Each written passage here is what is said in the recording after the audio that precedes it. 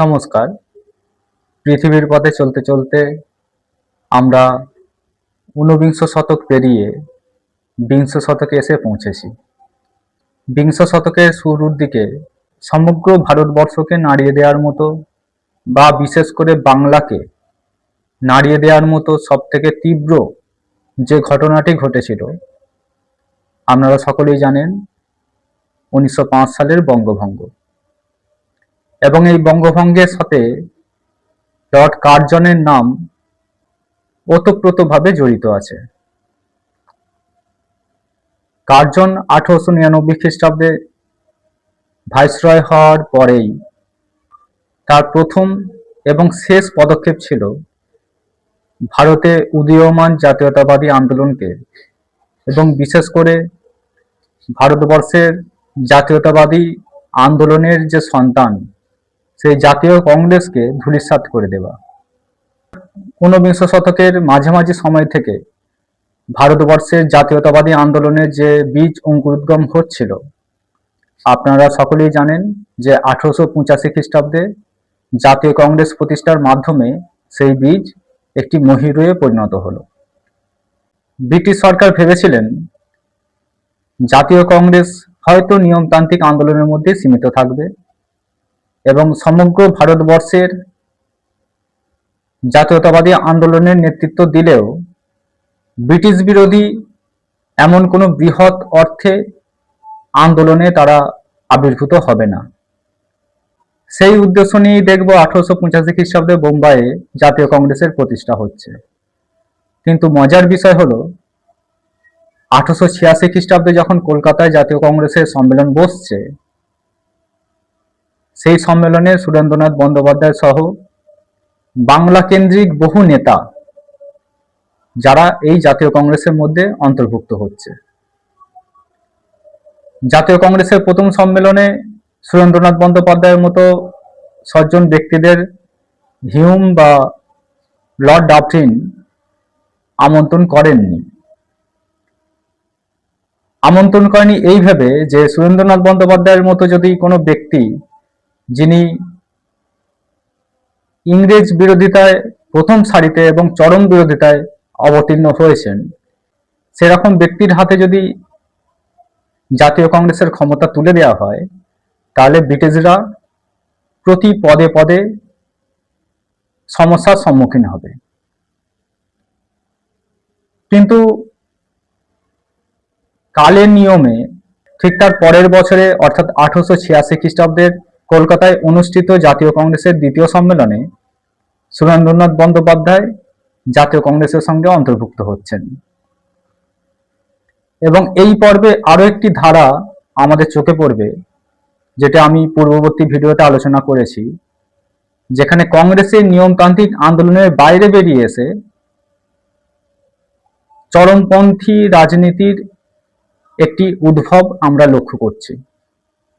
ফলে একদিকে যখন নিয়মতান্ত্রিক আন্দোলন, ঠিক তার বিপরীত দিকে একই ধারায় বয়ে চলেছে কংগ্রেসের মধ্যেই চরমপন্থীর উদ্ভব।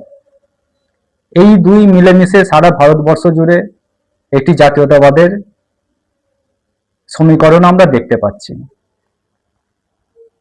আর এই সমীকরণটাকেই ভাঙতে চেয়েছিলেন লর্ড কার্জন।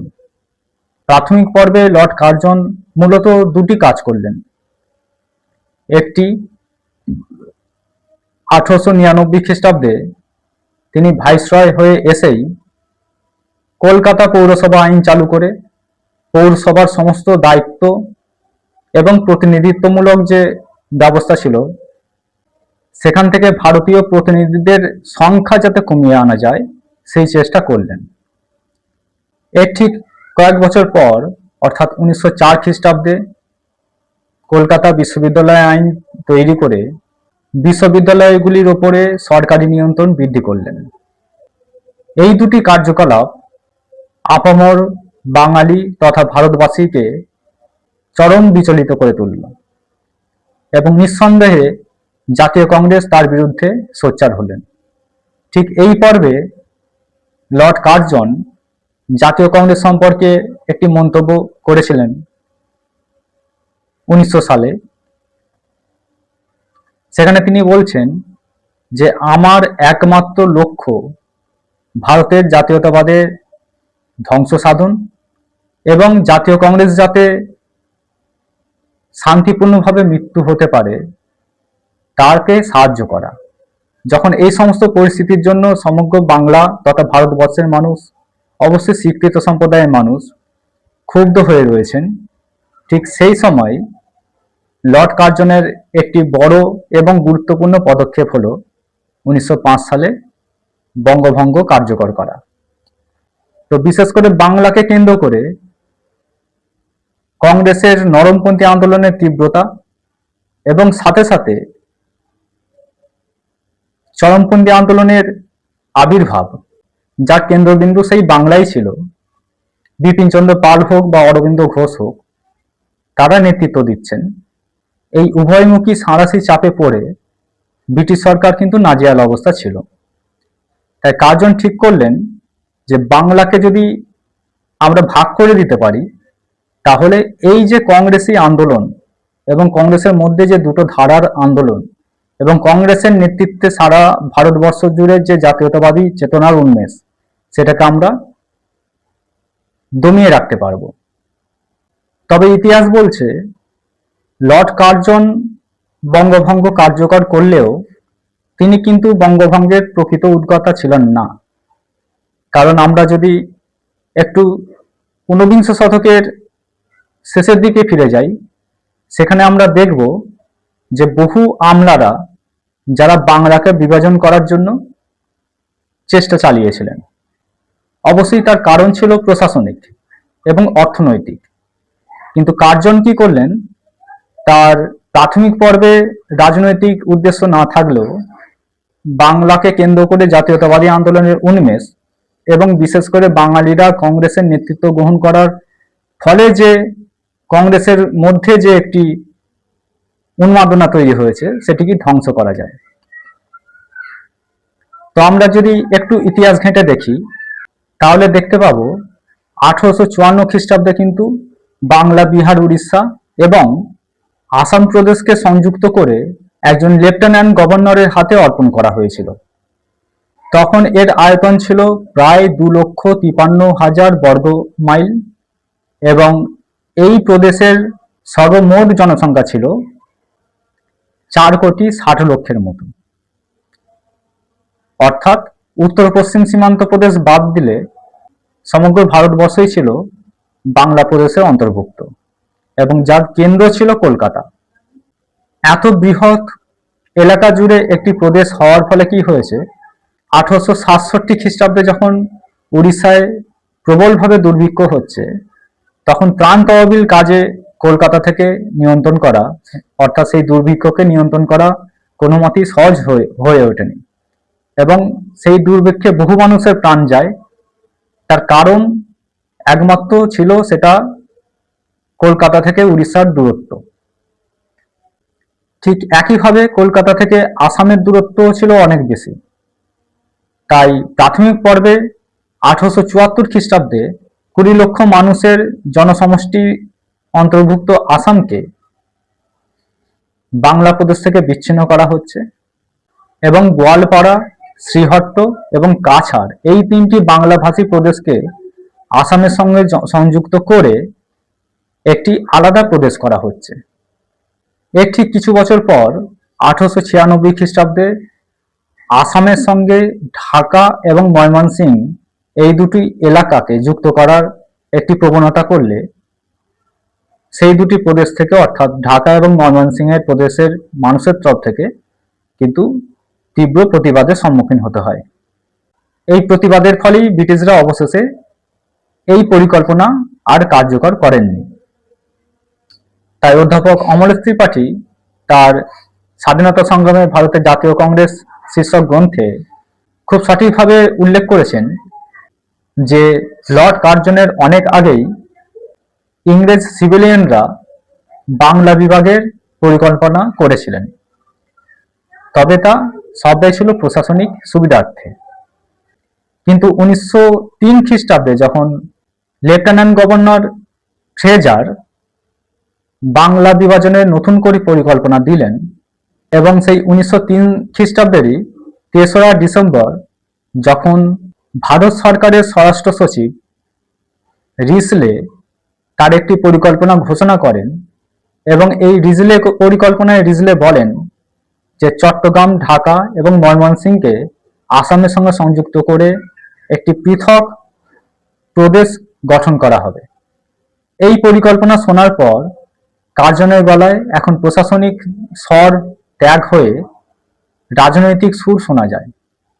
তিনি এখন থেকে চাইছেন যে ভারতবর্ষের জাতীয়তাবাদী প্রাণকেন্দ্র হচ্ছে বাংলা এবং বিশেষ করে চরমপন্থী আন্দোলনের প্রাণকেন্দ্র হচ্ছে বাংলা। অর্থাৎ এই দুই সমস্যার কেন্দ্রবিন্দু যখন বাংলা এবং বিশেষ করে বাঙালি হিন্দুরা, তখন বাংলাকে বিভাজন করে এই চরমপন্থা সুর বা জাতীয়তাবাদের সুর দমন করা যেতে পারে। কারণ ফ্রেজার এবং রিজলে উভয়ই কিন্তু চেয়েছিলেন ভারতবর্ষ তথা বাংলার চরমপন্থী আন্দোলন দমন করার জন্য বঙ্গ বিভাজন অত্যন্ত জরুরি। তবে ইতিহাসের গতি প্রকৃতি বলছে রিজলের পরিকল্পনা বাতিলের খাতায় পর্যবেসিত হয়। ঠিক এই সময় অর্থাৎ 1904-এর ফেব্রুয়ারি মাস নাগাদ বঙ্গভঙ্গ পরিকল্পনাকে আরো পরিকল্পিত মাফিক রূপ দেওয়ার জন্য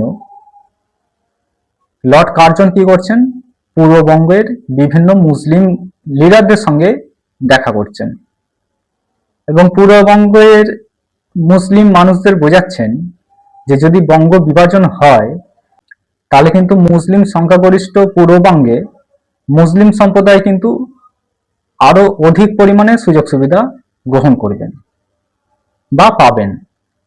তিনি ঢাকার নবাব সলিমুল্লাহকে নামমাত্র সুদে 1 লক্ষ টাকা ঋণ দিয়ে তাকেও তিনি হাত করেন এবং তিনি যখন বুঝতে পারলেন যে পূর্ববঙ্গের সংখ্যাগরিষ্ঠ মুসলিম সম্প্রদায় তার এই বঙ্গভঙ্গের প্রস্তাবকে প্রায় সমর্থনের দিকে চলেছেন, ঠিক তখনই কিন্তু 1905 সালে বঙ্গভঙ্গ কার্যকর করার দিকে তিনি এক পা এগিয়ে গেলেন।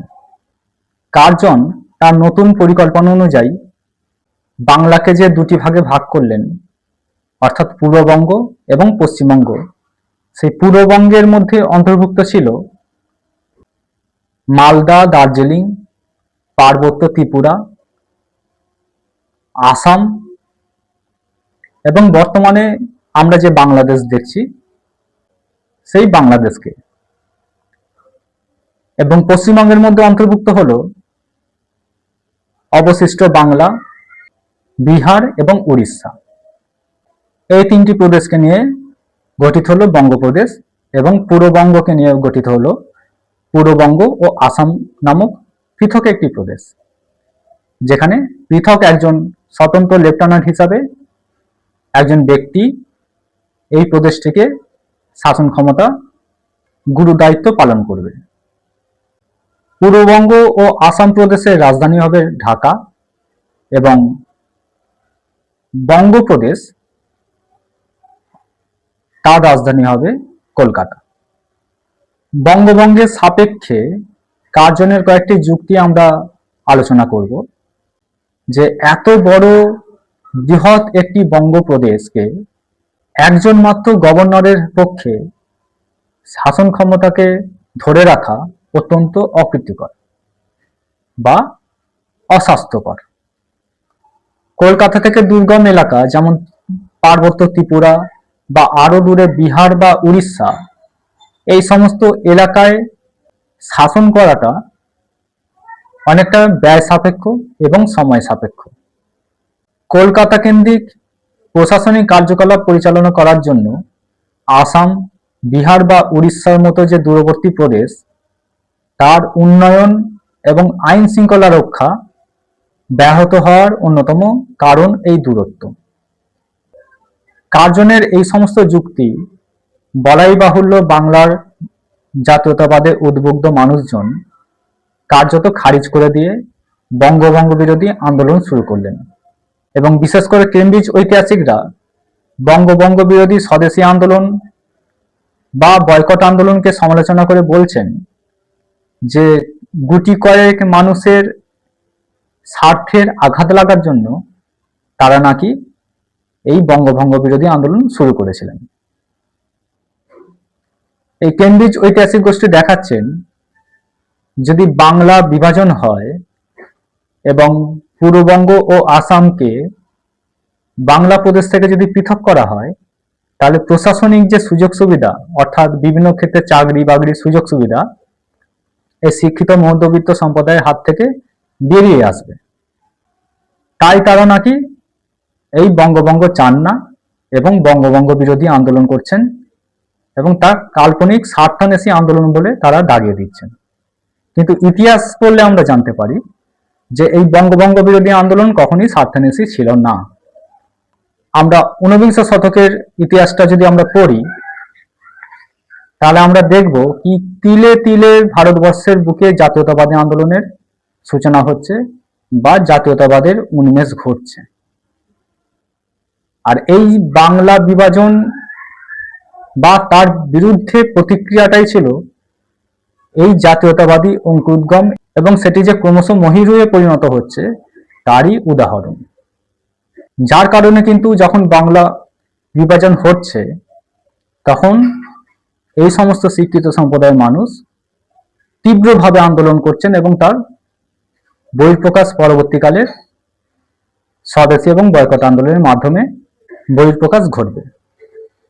কার্জন যতই প্রশাসনিক অসুবিধার কথা বলুক না কেন, বাংলাকে যে ভাগ করা হয়েছে তার প্রকৃত উদ্দেশ্যই যে ছিল রাজনৈতিক, তা নিঃসন্দেহে আমরা কিন্তু বেশ কয়েকটি যুক্তি দিলে আমরা বুঝতে পারব।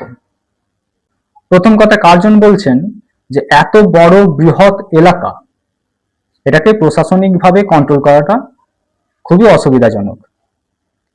কিন্তু তাহলে আমরা বলতে পারি, কংগ্রেসের পক্ষ থেকে যে প্রস্তাবটা দেওয়া হয়েছিল যে বাংলার সাথে হিন্দি ভাষী বিহার এবং উড়িষ্যাকে পৃথক করা হোক, করে সমগ্র বাংলাটাকে যদি স্বতন্ত্রভাবে একটি পৃথক প্রদেশে রাখা হয়, তাহলে কিন্তু এই দায়ভারটা অনেকটা কমবে। কিন্তু কার্জন কি করলেন, তার ঠিক উল্টো, অর্থাৎ বাংলাকে সরাসরি দুটো ভাগে ভাগ করলেন, পূর্ববঙ্গ ও আসাম প্রদেশ গড়ে তুললেন, সেখানে প্রায় 40% হিন্দু বসতি এবং 60% থাকছেন মুসলিম জনবসতি। অর্থাৎ পূর্ববঙ্গ ও আসাম প্রদেশে কিন্তু হিন্দুরা সংখ্যালঘুতে পরিণত হচ্ছে, এবং বঙ্গপ্রদেশ যেটা বাংলা প্রদেশ গড়ে তুলছেন এই পশ্চিমবঙ্গ, বিহার এবং উড়িষ্যা নিয়ে, সেখানেও আমরা আলোচনা করলে দেখতে পাবো পরিসংখ্যান এটাই বলছে যে এই বাংলা প্রদেশের সমগ্র জনসংখ্যার প্রায় 30% থেকে 40% মানুষ ছিলেন বাংলা ভাষী এবং প্রায় 70% মানুষ ছিলেন হিন্দি ভাষীর মানুষ। পরিসংখ্যানটা যদি আরো একটু ভেঙে বলি, তাহলে আমরা দেখব বাংলা প্রদেশের বাঙালি হিন্দু সংখ্যা ছিলেন 1,70,00,000 মতো মানুষ, এবং উড়িয়া ও হিন্দি ভাষায় ব্যবহারকারী মানুষের সংখ্যা ছিল প্রায় 3,70,00,000 মানুষের মতো। অর্থাৎ আমরা যদি এবারে এখানে রাজনৈতিক দৃষ্টিভঙ্গিটা ব্যাখ্যা করি, সেখানে দেখব পূর্ববঙ্গের হিন্দুরা সংখ্যালঘুতে পরিণত হচ্ছে, এবং এই বাংলা প্রদেশেও আমরা দেখব সেই হিন্দু বাঙালিরাই কিন্তু সংখ্যালঘু পর্যবসিত হচ্ছে। কেন এই হিন্দু বাঙালিদের সংখ্যালঘুতে পরিণত করা হচ্ছে, তার একটি রাজনৈতিক কারণ হলো এই যে জাতীয় কংগ্রেসের পরিচালনায় বাঙালির তো আছেই, কিন্তু সব থেকে বেশি পরিমাণ বাঙালি আছে যারা কিন্তু হিন্দু ধর্মের মানুষ। অর্থাৎ কংগ্রেসকে রাজনৈতিকভাবে ডমিনেট করে আছে কিন্তু বাঙালি হিন্দুরা। তাই বাংলাকে ভাগ করে দিয়ে যদি পূর্ববঙ্গে হিন্দুদের সংখ্যালঘুতে পরিণত করে দেওয়া যায় এবং বঙ্গপ্রদেশে যদি হিন্দু বাঙালিদের সংখ্যালঘুতে পরিণত করা যায়, তাহলে কংগ্রেস তার অস্তিত্ব হারাবে। ওই প্রথমেই বলছিলাম যে কার্জনের প্রথম এবং শেষ উদ্দেশ্য ছিল কংগ্রেস যাতে শান্তিপূর্ণভাবে মৃত্যুবরণ করতে পারে তার সুযোগ করে দেওয়া, আর এই বঙ্গ বিভাজন করার মাধ্যমে হিন্দুদের সংখ্যালঘুতে পরিণত করার মাধ্যমে কংগ্রেসের গুরুত্বটাকে কমিয়ে দেওয়া। এবং জাতীয় কংগ্রেসের যদি গুরুত্ব কমে যায় তাহলে ভারতবর্ষের জাতীয় আন্দোলনও কিন্তু আর ডানা বাঁধতে অনেক দেরি হবে। তাই স্বরাষ্ট্র সচিব রিজলে একদা মন্তব্য করে ফেলেছিলেন যে ঐক্যবদ্ধ বাঙালি একটি শক্তি এবং বিভাজিত বাঙালি একটি দুর্বল সংজ্ঞা মাত্র, তাই বাংলাকে ভাগ করো, অর্থাৎ বাঙালির ঐক্যতাকে বিভাজন করো।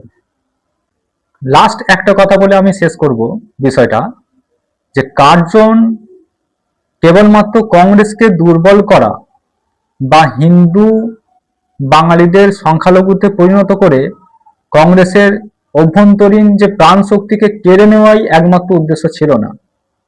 বঙ্গ বিভাজনের আরো একটি উদ্দেশ্য ছিল যে ব্রিটিশ সরকারের প্রতি মুসলিম সম্প্রদায়ের একটি আনুগত্য লাভ করা। তাই তিনি পূর্ববঙ্গের সংখ্যাগরিষ্ঠ মুসলিম সম্প্রদায়কে এই আশ্বাস দিয়েছিলেন যে বঙ্গ বিভাজন হলে তারা প্রশাসনিক থেকে শুরু করে চাকরি বাকরির বা কাজের সুবিধা কিন্তু আরো বাঙালি হিন্দুদের তুলনায় বাঙালি মুসলমানরা বেশি পাবে। এবং এই মুসলমানদের বা মুসলিম সম্প্রদায়কে সরকার অনুগত করার মাধ্যমে তিনি শুধু বঙ্গ বিভাজন রাজনৈতিকভাবে করতে চাইলেন না, তিনি সাম্প্রদায়িকভাবেও